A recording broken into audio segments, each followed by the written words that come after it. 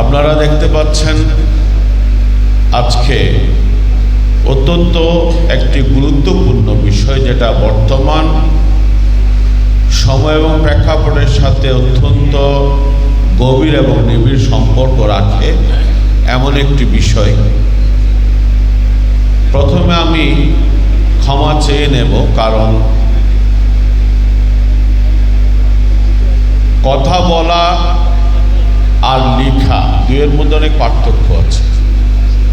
আমরা ঘন্টার পর ঘন্টা 3-4 ঘন্টা 5 ঘন্টা কন্টিনিউ বক্তব্য দিতে পারি, কিন্তু যখন লিখতে বসি হয়তো আমরা 2-3 পৃষ্ঠা লিখতে অনেক সময় 2 দিনও চলে যায়।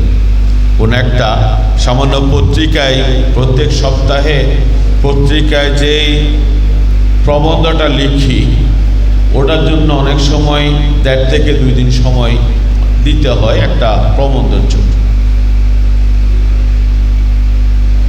সেই হিসেবে আজকে যে বিষয় নিয়ে আলোচনার বা আমাদের আজকে সেমিনার, একদিকে বিষয়টি অনেক শিরোনামে আপনারা বুঝতে পারছেন যে বিষয়টি অনেক বড় একটি বিষয়, যেটা নিয়ে ছোট্ট কোনো প্রবন্ধ বা পুস্তিকায় যে সমস্ত বিষয়গুলো আসলে যথাযথভাবে উপস্থাপন করা মোটেই সম্ভব না।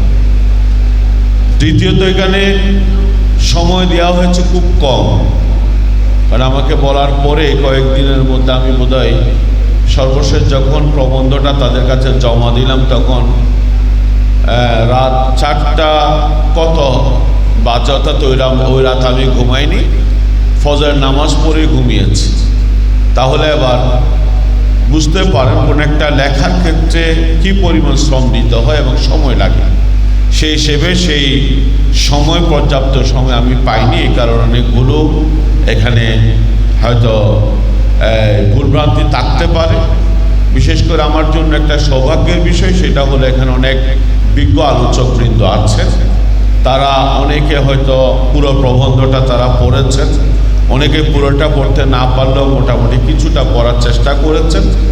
ওনারা তাদের এই প্রবন্ধের উপর তাদের গবেষণা লব্ধ যে সকল এই বক্তব্যগুলো দিবেন, সেখানে হয়তো কিছু সংযোজন বিয়োজন হতে পারে, সেখানে কিছু সংশোধনী আসতে পারে।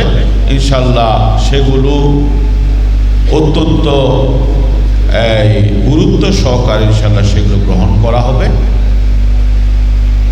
এবং এখানে আমাদের যারা সেমিনারের যারা আয়োজক বা বিশেষ করে যারা এই প্রস্তুতি কমিটির সাথে সংশ্লিষ্ট ছিলেন, তাদেরও কিছু বিষয় এখানে সংশ্লিষ্ট করার জন্য আনার জন্য অনুরোধ ছিল, যে কারণে সবগুলো বিষয় কিছু কিছু লিখতে গিয়ে কোনোটা 1 পৃষ্ঠা, কোনোটা আধা পৃষ্ঠা লিখতে লিখতে এক পর্যায়ে প্রায় 100 পৃষ্ঠার কাছাকাছি এটা প্রবন্ধ বলবো বা পুস্তিকা বলবো সেটা বুঝতে পারছি না, কারণ এত প্রবন্ধ সাধারণত লম্বা হয় না, আবার এটাকে এত বেশি পুস্তকও বলা যাচ্ছে না। যাই হোক, এই অবস্থার মধ্যে আছে।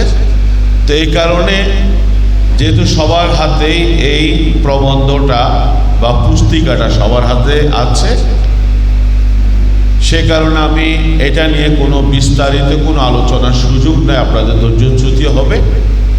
এবং বিশেষ করে আমরা যেহেতু আপনাদের হাতেই পৌঁছে গেছে, আমাদের সম্মানিত আলোচকবৃন্দ এবং হয়তো আপনাদের মধ্যেও যারা এটাকে পড়েছেন, সেখানে হয়তো কোনো কিছু এই আলোচনার অথবা সেখানে কোনো সংযোজন বা বিয়োজনের প্রয়োজন হলে আপনারা আপনাদের অভিমতগুলো পেশ করবেন।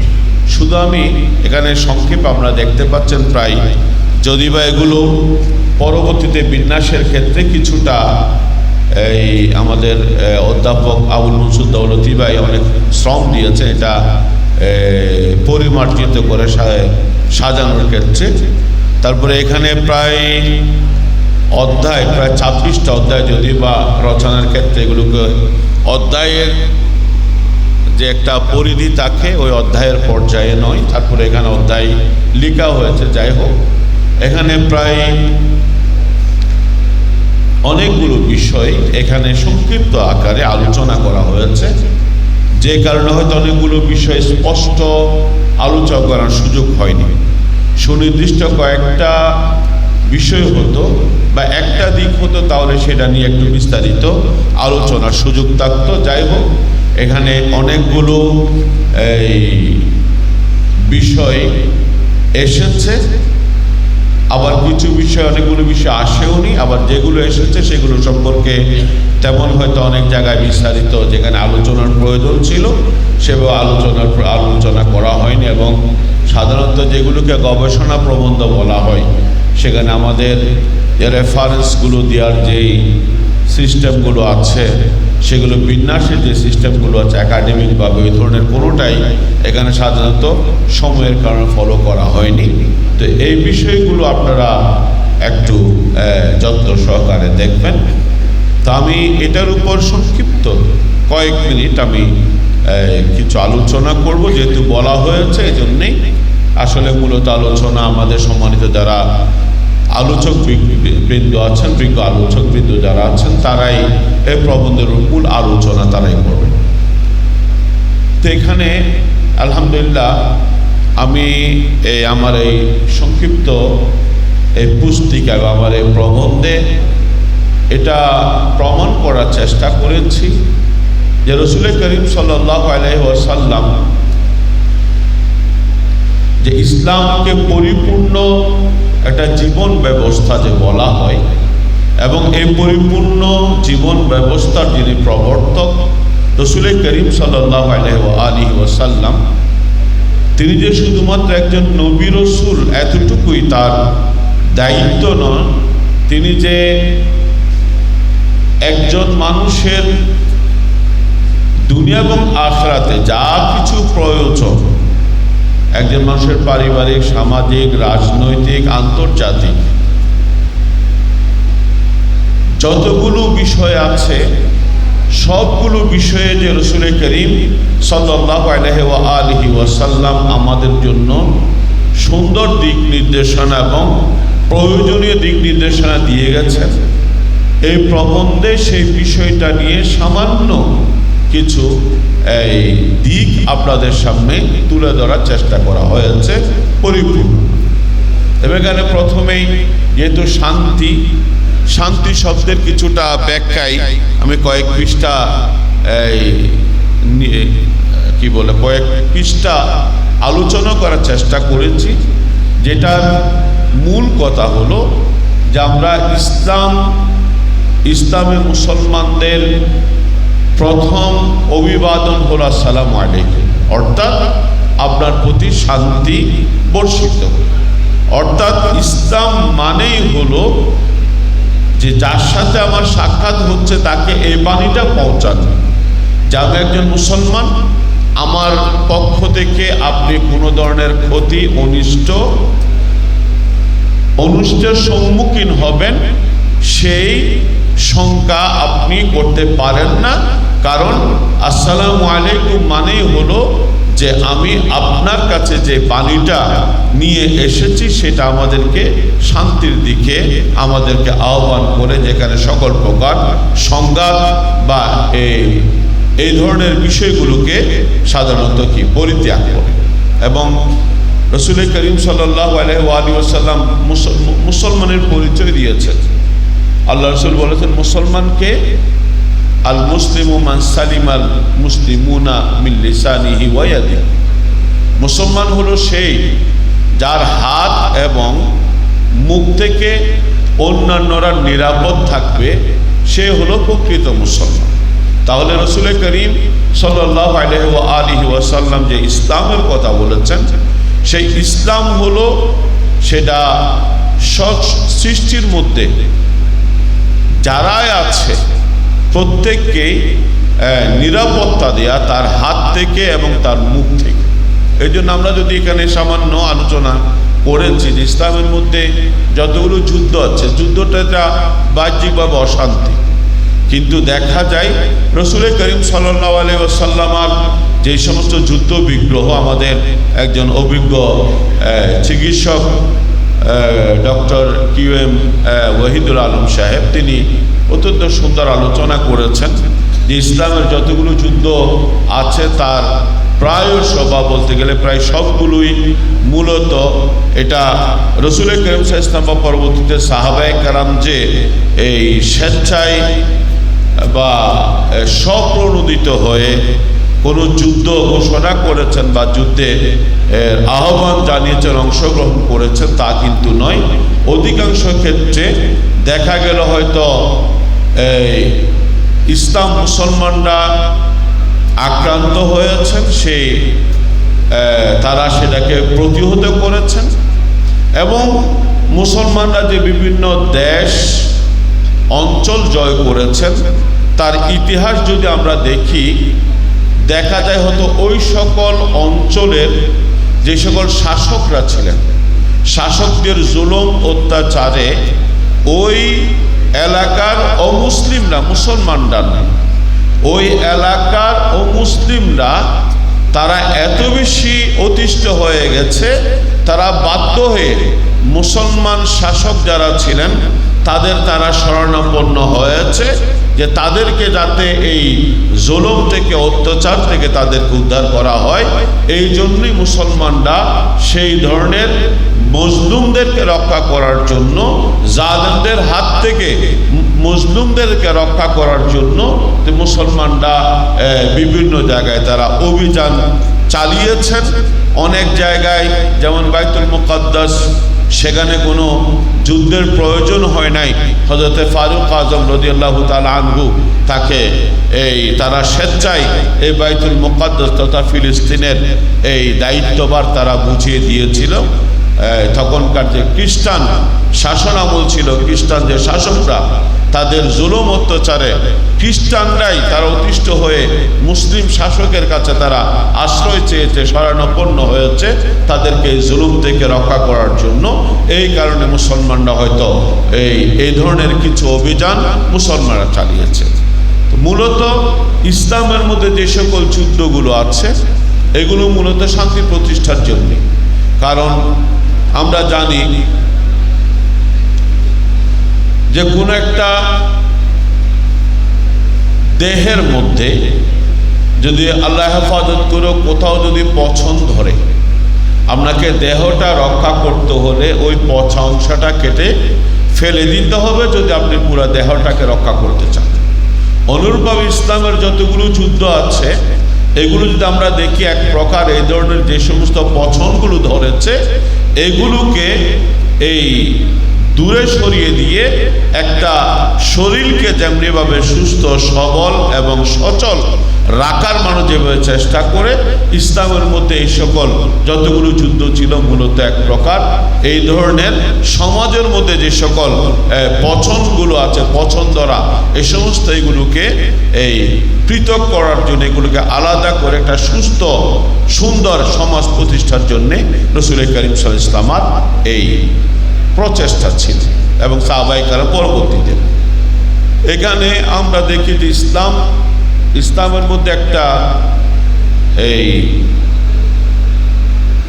মূলনীতি আছে যেটাকে মাকাসিদ আশ-শরিয়া বলা হয়।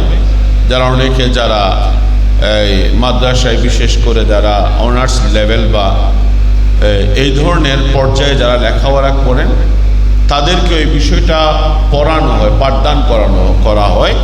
সেটা হলো মাকাসিদ আশ-শরিয়া, শরীয়তের মূল উদ্দেশ্য। ইসলামের মধ্যে যতগুলো আইন ইসলামের মধ্যে প্রণয়ন করা হয়েছে, প্রয়োগ করা হয়েছে, সব ক্ষেত্রে এই পাঁচটি বিষয়কে সামনে রাখা হয়েছে। একটা হলো হিফজুল নফস, হিফজুদ্দিন, মানুষের দিনকে রক্ষা করা, ওয়া হিফজুন নফস, মানুষের জীবন রক্ষা করা, এবং ওয়া হিফজুল আকল, মানুষের বিবেক রক্ষা করা, এবং হিফজুন নাসল, মানুষের বংশীয় ধারা নিষ্কলুষ রাখা, এবং ওয়া হিফজুল মাল, মানুষের সম্পদ রক্ষা। এগুলো হলো মূল পাঁচটি বিষয়। এগুলো রক্ষা করার জন্য ইসলাম অনেকগুলো নীতিমালা প্রণয়ন করেছে। এমন কোনো কাজ ইসলাম সমর্থন করে না বা ইসলাম এমন কোনো কাজের অনুমোদন দেয় না যে কাজগুলো এই পাঁচটি মূলনীতির সাথে সাংঘর্ষিক হয় বা এই পাঁচটি মূলনীতির বিপরীত অবস্থান করে। যেমন বিবেক, মানুষের আকল বিবেক, এটা অত্যন্ত মূল্যবান একটা বিষয়। এই কারণেই এই জন্য আমরা আরবিতে বলি মানুষ এরাও হাইওয়ান। পার্থক্য কি? অন্যান্য জীবকে, মানুষকে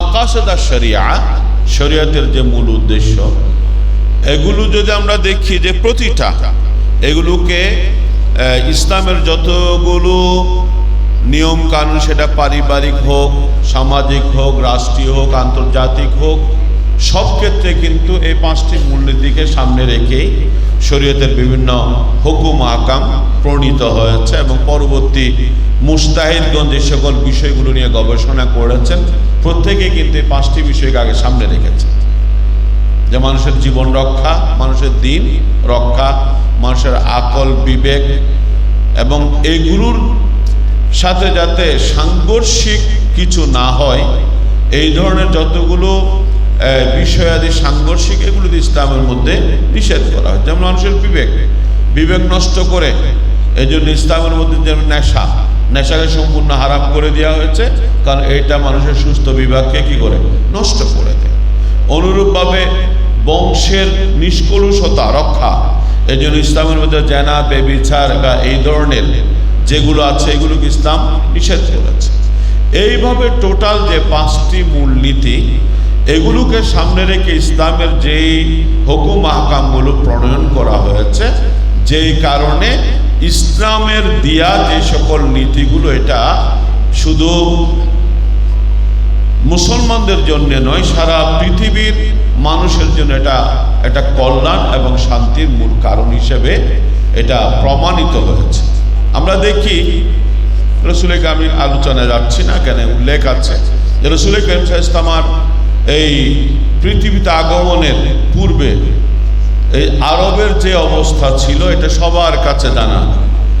একদম এই ছোট শিশু কন্যাকে জীবন্ত কবরস্থ করা থেকে শুরু করে সামাজিক যে সকল নীতি নৈতিকতা যেগুলোকে বলে, এগুলোর যেই একটা বিপর্যস্ত অবস্থা বিরাজ করছিল, সেই সময় রাসূল করিম সাল্লাল্লাহু আলাইহি ওয়াসাল্লাম তাশরীফ নিয়ে এসে তিনি বিশ্বের মধ্যে সবচেয়ে আদর্শ সুন্দর একটা সমাজ তিনি প্রতিষ্ঠা করেছেন। এবং রাসূল করিম সাল্লাল্লাহু আলাইহি ওয়াসাল্লাম যে বিশ্বব্যাপী আল্লাহ রাসূলের আদর্শ এখনো যে বিশ্বব্যাপী শান্তি প্রতিষ্ঠা করতে সক্ষম, যুগ যত পরিবর্তন হোক, পৃথিবী যত আধুনিক হোক, পৃথিবীর যত ধরনের সমস্যা আসুক না কেন, রাসূল করিম সাল্লাল্লাহু আলাইহি ওয়াসাল্লামার রেখে যাওয়া যে দিক নির্দেশনাগুলো, ওগুলোকে যদি আমরা সামনে নিই, পৃথিবীর যত ধরনের সমস্যা আছে সবগুলো সমস্যার সমাধান আমরা রাসূল করিম সাল্লাল্লাহু আলাইহি ওয়াসাল্লামের জীবনে আমরা অবশ্যই পাব। যেটা অমুসলিম মনীষীরাও, যারা অমুসলিম মনীষী, যাদেরকে প্রাচ্যবিদ বলা হয় বা যাদেরকে ওরিয়েন্টালিস্ট বলা হয়,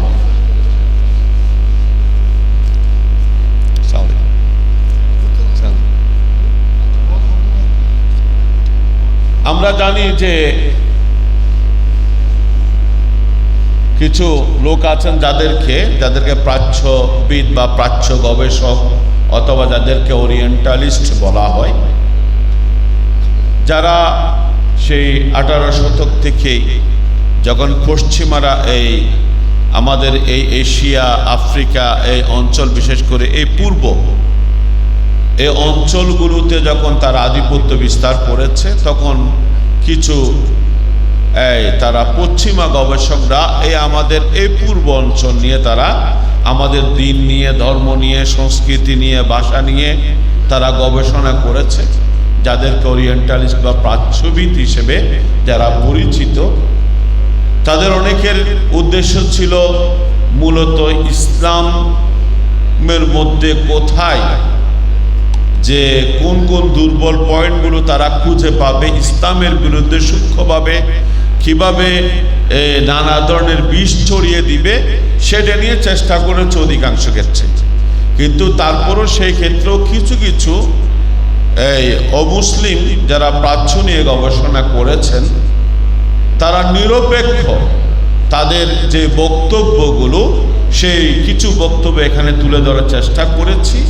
তারা সেখানে এক বাক্যে স্বীকার করেছেন যে বর্তমান অশান্ত বিশ্বে এই ঝড় যে অশান্ত পৃথিবীতে বিরাজ করছে, এই অশান্ত বিশ্বকে শান্ত করার জন্য যদি ইসলামের নবী মুহাম্মদ, তারা তো এভাবে বলেছেন, আমি এই জন্য এভাবে বলছি, সাল্লাল্লাহু আলাইহি ওয়াসাল্লাম, তিনি যদি থাকতেন, তাকে যদি কোনো একটা আলোচনার টেবিলে দাওয়াত দেওয়া হতো এবং তার সামনে একটা কফির কাপ বা গ্লাস রাখা হতো, আর বিশ্বের টোটাল যে অশান্তির দিকগুলো তার সামনে যদি তুলে ধরা হতো, আর তিনি ওই এক গ্লাস কফি তিনি খেয়ে শেষ করার আগে তিনি এই সারা পৃথিবীতে শান্তি প্রতিষ্ঠা করতে সক্ষম। এটা হলো পশ্চিমা যারা পূর্ব অঞ্চল নিয়ে বা যারা প্রাচ্য ওরিয়েন্টালিস্ট যাদেরকে বলা হয়, তারা গবেষণা করে, যারা গবেষণার মধ্যে যাদের ওই কানা গবেষক যারা নয়, যারা মূলত যারা যেটা সঠিক সেটা যারা মানে গবেষণার মাধ্যমে প্রমাণ করার চেষ্টা করেছেন, তাদের মধ্যে দেখা গেল তারা অকপটে তারা স্বীকার করতে বাধ্য হয়েছে। এমনকি আপনার এই যে মহাত্মা গান্ধী, রবীন্দ্রনাথ ঠাকুর থেকে শুরু করে অমুসলিম, তারা সবাই এই কথা স্বীকার করেছে রাসূল করিম সাল্লাল্লাহু আলাইহি ওয়াসাল্লাম এবং ইসলামের যে বিশ্বব্যাপী ইসলামের প্রচার এবং জয়, এটা ছিল মূলত রাসূল করিম সাল্লাল্লাহু আলাইহি ওয়াসাল্লামের সুন্দর আদর্শ, তার শান্তির বাণী, এবং রাসূল করিম সাল্লাল্লাহু আলাইহি ওয়াসাল্লামের তার যেই দূরদর্শিতা, এই কারণে আজকে এই পৃথিবী ইসলামের এভাবে প্রচার এবং প্রসার হয়েছে। যাই হোক, আমি আর আলোচনা করব না। এখানে আমরা অনেকগুলো বিষয় আনার জন্য চেষ্টা করেছি, বিশেষ করে যে ইসলামের যে রাজনীতি এবং গণতন্ত্রের সাথে আমাদের ইসলামের সম্পর্ক কতটুকু, এবং ইসলাম গণতন্ত্র মধ্যে কতটুকুকে ইসলামের সাথে মানে ইসলাম গ্রহণ করতে পারে এবং কতটুকু ইসলাম গণতন্ত্রের কোন অংশটুকু ইসলাম গ্রহণ করতে পারে না বা ইসলামের সাথে সেটা সাংঘর্ষিক, সেই বিষয়গুলো আমরা এখানে সংক্ষিপ্ত আলোচনা করার চেষ্টা করেছি এবং পাশাপাশি কিছু বাস্তব উদাহরণ দেওয়ার চেষ্টা করেছি যে রাসূল করিম সাল্লাল্লাহু আলাইহি ওয়াসাল্লাম যে শান্তি প্রতিষ্ঠার ক্ষেত্রে তিনি বাস্তব যে পদক্ষেপগুলো তিনি তার একদম যৌবনকাল থেকেই তিনি যে প্রথমেই হিলফুল ফুদুল, যেটা আপনারা জানেন শান্তি সংঘ, যেটার উদ্দেশ্যই ছিল মূলত তখনকার আরবদের মাঝে ওই চুরি ডাকাতি, মানুষকে হাইজ্যাক করার একটা প্রবণতা ছিল। কাবাঘর তখন থেকে মানুষের কাছে সম্মানিত ছিল। পৃথিবীর নানা অঞ্চল থেকে মানুষ কাবাঘরে আসতো, কাবাঘর তাওয়াফ করার জন্য, হজ করার জন্য। তাদের সময়ে যে কাবাঘর যেভাবে জিয়ারত করা হয় সেটার জন্য এই সুযোগে কিছু মানুষ তাদের সম্পদ লুণ্ঠন করত, তাদেরকে নানাভাবে নিঃস্ব করে দিত। তখন রাসূল করিম সাল্লাল্লাহু আলাইহি ওয়াসাল্লাম কিছু যুবকদেরকে নিয়ে শান্তি প্রতিষ্ঠার জন্য প্রথম যেই সংগঠন হিলফুল ফুদুল, যেটা সারা পৃথিবীর কাছে এখনো রাসূল করিম সাল্লাল্লাহু আলাইহি ওয়াসাল্লামের শান্তি প্রতিষ্ঠার যে পদক্ষেপ হিসেবে এটা পরিচিত। তারপর মদিনার সনদ, এটা হলো যে ধর্মীয় সহাবস্থান। আমরা তো অনেক সময় ধর্ম নিরপেক্ষতা অথবা সেকুলারিজমকেই প্রাধান্য দিতে ধর্মীয় সম্প্রীতির জন্য, আসলে রসুল করিম সাল্লাল্লাহু আলাইহি ওয়াসাল্লাম যে ধর্মীয় সম্প্রীতি এবং সহাবস্থান, সেটা একমাত্র ইসলামেই যে ধর্মীয় সম্প্রীতি এবং সহাবস্থান প্রতিষ্ঠা করতে পারে, সেটা বাস্তব প্রমাণ দিয়েছে রসুল করিম সাল্লাল্লাহু আলাইহি ওয়াসাল্লাম। সেটার শুভ সূচনা রসুল করিম সাল্লাল্লাহু আলাইহি ওয়াসাল্লাম মদিনার সনদের মাধ্যমে করেছে, যেখানে সবাই আপনাদের সকলের এখানে যারা আছেন, আমি প্রথমে বলেছি যে আমি প্রবন্ধ লিখেছি, এখানে অনেকে আছেন এই ধরনের এর চেয়ে আরো মূল্যবান দামি গবেষণামূলক প্রবন্ধ লিখতে পারবেন, এই ধরনের অনেক ব্যক্তিরা আছেন। কিন্তু এক দায়িত্ব তো একজনকে পালন করতে হবে। হয়তো আমি আজকে পালন করেছি, হয়তো আমাদের উপস্থিত যারা আছেন তারা হয়তো পরবর্তীতে কোনো বিষয়ে তারা দায়িত্ব পালন করবেন। এই কারণেই আমার উপর দায়িত্ব এসেছে, দায়িত্ব দেওয়া হয়েছে, নির্দেশ এসেছে, এই কারণে নির্দেশ পালন করার জন্য দ্রুত সময়ের মধ্যে যতটুকু পেরেছি কিছু একটা জিনিস আপনাদের সামনে দাঁড় করার চেষ্টা করেছি। ওইটা বলবো না যে কে পরিপূর্ণ বা আসলে গোছালো একটা কোনো গবেষণা প্রবন্ধ, সেটা কিন্তু আমি দাবি করছি না এবং বলছি।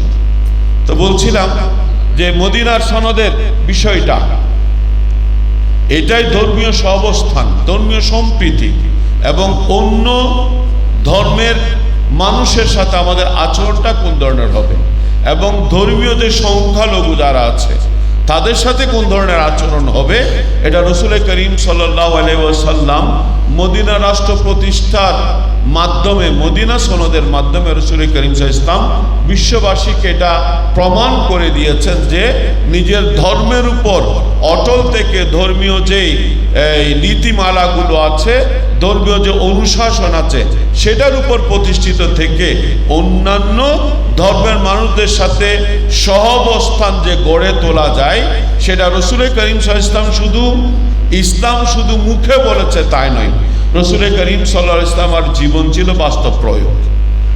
অর্থাৎ আমরা অনেক দার্শনিকরা দেখি, তারা বসে বসে চিন্তা করে অনেক কিছু স্বপ্ন দেখেছেন, অনেকগুলো দর্শন দিয়েছেন, বাস্তব মাঠে তাদের কোনো অস্তিত্ব নাই, তাদের আদর্শ বাস্তবায়নের কোনো ধরনের পদক্ষেপও বাস্তব মাঠে যারাই যেখানে জন্ম হয়েছে, যাদের আদর্শগুলো যেখানে জন্ম হয়েছে, সেখানে তাদের আদর্শগুলোর মৃত্যু হয়েছে, প্রতিষ্ঠা লাভ করে নাই। কারণ তারা শুধু চিন্তা করেছে, এটা বাস্তবতার সাথে সেটা কতটুকু প্রয়োগযোগ্য সেটা কিন্তু তারা সেভাবে প্রমাণ করতে পারেননি এবং সেভাবে তারা প্রতিষ্ঠা করতে পারেননি।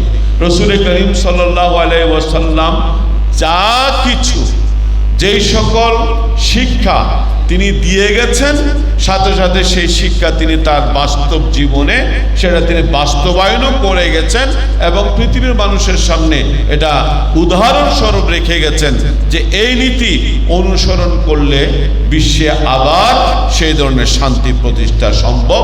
সেটা রসুল করিম সাল্লাল্লাহু আলাইহি ওয়াসাল্লাম বাস্তব জীবনে প্রমাণ করেছেন। মদিনার সনদ, হুদায়বিয়ার সন্ধি এবং বিশেষ করে মক্কা বিজয়, যেখানে রসুল করিম সাল্লাল্লাহু আলাইহি ওয়াসাল্লামের উদারতা এবং ক্ষমা, যে যারা রসুল করিম সাল্লাল্লাহু আলাইহি ওয়াসাল্লামকে বিতাড়িত করেছিল, অনেক সাহাবায়ে কেরামকে শুধু কোনো অপরাধ ছিল না, ইসলাম গ্রহণ করেছে, এই কারণে অনেকে শহীদ করা হয়েছে, নির্যাতন করা হয়েছে। যখন দীর্ঘ 7-8 বছর পরে এবং আরো দীর্ঘ সময় ধরলে প্রায় 15-20 বছর পরে সময় এসেছে তাদের কাছ থেকে প্রতিশোধ নেওয়া, তারা তো এক প্রকার সবাই ভেবেই ছিল যে তাদেরকে নিশ্চয় পূর্বকার নিয়ম অনুযায়ী পরাজিত শক্তি যারা আছে তাদেরকে নিশ্চিহ্ন করে দেয়া। কিন্তু রসুল করিম সাল্লাল্লাহু আলাইহি ওয়াসাল্লাম তাদেরকে বললেন, ইযহাবু ফাআনতুমুত তুলাকা, যাও আমি তোমাদের সবাইকে মুক্ত করে দিই। যেটা পৃথিবীর মানব জাতির ইতিহাসে এত বড় এই ধরনের ঘটনা মানব জাতির ইতিহাসে হয়নি, হবেও না। সাধারণত যুদ্ধে পরাজিত শক্তি তাদেরকে হয়তো হত্যা করা হবে, এবং আগে যে দাস দাসীর প্রথাটা ছিল সেটা তো ওখান থেকে এসেছে, যে যুদ্ধে পরাজিত শক্তি তাদেরকে কি দাস দাসী করে রাখা হতো, যারা কিছু লোককে হত্যা করা হতো এবং অন্যদেরকে দাস দাসী হিসেবে গ্রহণ করা হতো। কিন্তু রাসূল করিম সাল্লাল্লাহু আলাইহি ওয়াসাল্লাম বিশ্ব মানুষের মাঝে যে মানবতা এবং শান্তির অন্যতম তিনি উদাহরণ সৃষ্টি করেছেন মক্কা বিজয়ের সময়ে, যে যারা রাসূল করিম সাল্লাল্লাহু আলাইহি ওয়াসাল্লাম এবং সাহাবায়ে কেরাম ইসলামের বিরুদ্ধে প্রতিটি মুহূর্ত যারা ষড়যন্ত্র করেছে, বিরোধিতা করেছে, অত্যাচার নির্যাতন করেছে, তাদেরকে রাসূল করিম সাল্লাল্লাহু আলাইহি ওয়াসাল্লাম ক্ষমা করে দিয়ে এই শান্তির মানবতার যে উদাহরণ তিনি রেখেছেন, পৃথিবীর ইতিহাসে এই ধরনের উদাহরণ বিরল। এই কারণে এক কথায় যে রাসূল করিম সাল্লাল্লাহু আলাইহি ওয়াসাল্লামের এই দিন, এটা ইসলাম মুসলমান রাসূল করিম সাল্লাল্লাহু আলাইহি ওয়াসাল্লামের আদর্শের কারণেই ইসলাম প্রচার এবং প্রসার লাভ করেছে। এটা কোনো অস্ত্রের কারণে, ক্ষমতার কারণে নয়। এই কারণে 300 বছর মুসলমানদের ওই আরব এই অঞ্চলে শাসনের পরে একটা পরিসংখ্যানে দেখা গিয়েছে 300 বছর পরে মুসলমানরা শাসন করার 300 বছর পরেও পরিসংখ্যানে দেখা গিয়েছে সেখানে মুসলমানদের চেয়ে অমুসলিমের সংখ্যা বেশি। এতগুলো মানুষকে মুসলমান বানানোর জন্য 300 বছরের সময় প্রয়োজন পড়ে না। জোর জবরদস্তি হলে 2-3 বছরে এতগুলো সবগুলো মানুষকে মুসলমান করা যেত, কিন্তু ইসলাম সেই ধরনের পন্থা অবলম্বন করেনি। আমরা ভারতবর্ষে দেখি প্রায় 700-800-900 বছর কন্টিনিউ মুসলমানরা শাসন করেছেন, তারপরে কিন্তু এই জায়গায় এখনো অমুসলিমদের সংখ্যাগরিষ্ঠ, অমুসলিমরা সংখ্যাগরিষ্ঠ। ইসলাম যেখানে শাসন করেছে জোর জবরদস্তি, দিন কারো উপর চাপিয়ে দেয়নি, যেই কারণে ইসলামের যে আদর্শ সেটা কিয়ামত পর্যন্ত, অন্যান্য আদর্শগুলো কিছু সময় ছিল, তারপরে সেগুলোর আর অস্তিত্ব বিলীন হয়ে গেছে, কারণ সেটা প্রয়োগযোগ্য ছিল না। রাসূল করিম সাল্লাল্লাহু আলাইহি ওয়াসাল্লামের আদর্শ এটা চিরস্থায়ী আদর্শ। রাসূল করিম সাল্লাল্লাহু আলাইহি ওয়াসাল্লামের আদর্শ, যেহেতু আমাদের ইসলাম এটা সর্বশেষ দিন, এরপর আর কোনো দিন আসবে না। রাসূল করিম সাল্লাল্লাহু আলাইহি ওয়াসাল্লাম যদি সর্বশেষ নবী এবং রাসূল, তারপরে যেহেতু আর কোনো নবী রাসূল আসবেন না, এই কারণে কিয়ামত পর্যন্ত মানব জাতির কল্যাণের জন্য, দুনিয়া এবং আখিরাতে কল্যাণের জন্য যা যা প্রয়োজন তা রাসূল করিম সাল্লাল্লাহু আলাইহি ওয়াসাল্লামের জীবন আদর্শের মধ্যে আমরা দেখি। আল্লাহ পাক রব্বুল আলামিন রাসূল করিম সাল্লাল্লাহু আলাইহি ওয়াসাল্লামের সেই সুন্দর অনুপম আদর্শ আমাদের জীবনে বাস্তবায়নের তৌফিক দান করুক, আমিন।